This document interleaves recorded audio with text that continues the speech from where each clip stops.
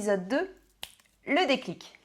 Dans cette vidéo, on va vous expliquer comment le processus a démarré. Et c'est là où on va voir vraiment les fondamentaux.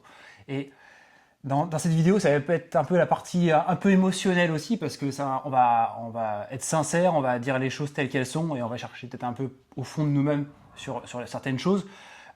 Pour ma part, ça a démarré, l'histoire a vraiment démarré pour ce changement en 2012 où à force de beuverie, j'étais tombé dans l'alcool, j'avais vraiment sombré dans l'alcool, je buvais beaucoup de whisky tous les jours. C'était rare, un journée off, un day off sans alcool, c'était rare.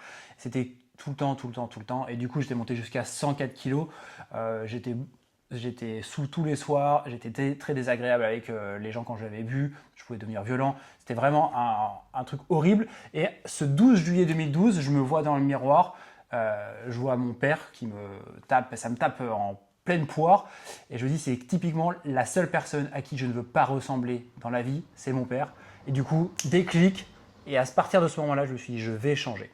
Je monte sur la balance, je marquais 104 kilos, donc déjà la barre des 3 chiffres, elle fait très mal psychologiquement. Je fais 1m77, donc j'ai pas grandi, j'ai pas rapetissé depuis. Et là, le déclic s'est vraiment lancé là. Le lendemain, je faisais mon premier footing.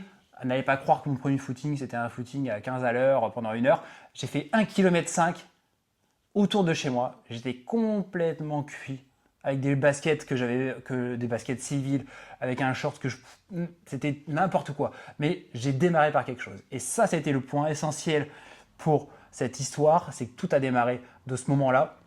Quelques temps après, j'achète un vélo pour me bouger un peu plus, pour avoir un peu moins de traumatisme musculaire. Parce que 104 kg, quand on essaie de courir, autant vous dire que ça fait très mal, même si on arrive à être régulier. Au niveau des sollicitations articulaires, c'est quand même quelque chose qui est prépondérant, donc c'est assez lourd.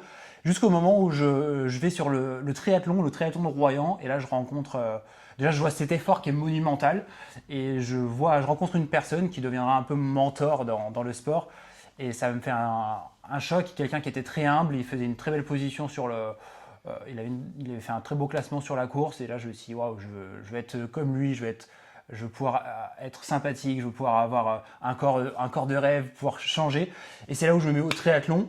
Et Du gars qui ne courait pas, il se met au triathlon. Le triathlon, c'est nage, vélo, course à pied quand même. ouais, c'est ça.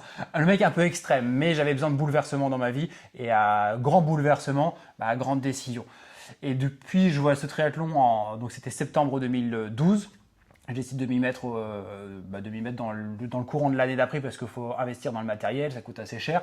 C'était assez compliqué pour vraiment bien démarrer.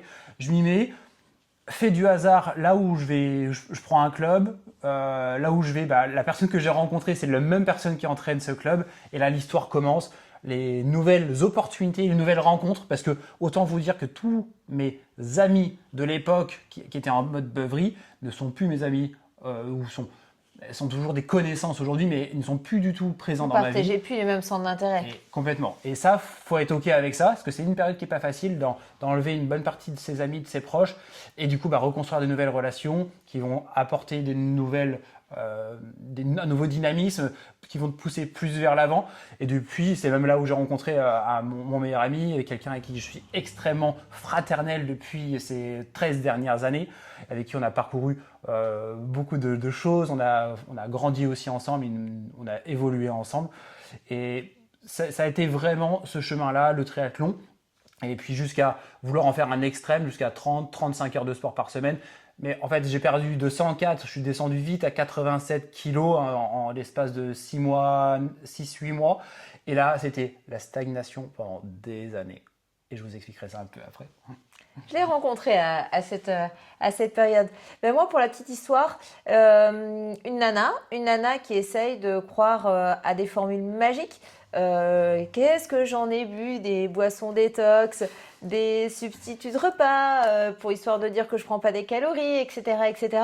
Et puis en fait, des choses un petit peu anarchiques. J'ai peu été en grand surpoids, sauf à une période où je me suis oubliée moi aussi dans le côté un peu festif. Par contre, oui, j'étais toujours à la recherche d'avoir une silhouette un peu plus équilibrée, on va dire, et puis cette recherche d'énergie. Moi, mon déclic, ça a vraiment été à mes 30 ans. À mes 30 ans, je me levais, je mettais mon réveil 1 heure plus tôt le matin. J'étais infirmière, je commençais à 6h30, donc 1 heure plus tôt. Vous faites le calcul, je me réveillais entre 4h30 et 5h. Il fallait que la machine chauffe, en fait. J'avais des douleurs de partout. Et des médecins m'ont dit que j'avais des problèmes donc du coup articulaires, que ça serait comme ça maintenant, que je vivrais avec des douleurs ou des traitements assez lourds. Et ça, je le vivais très mal.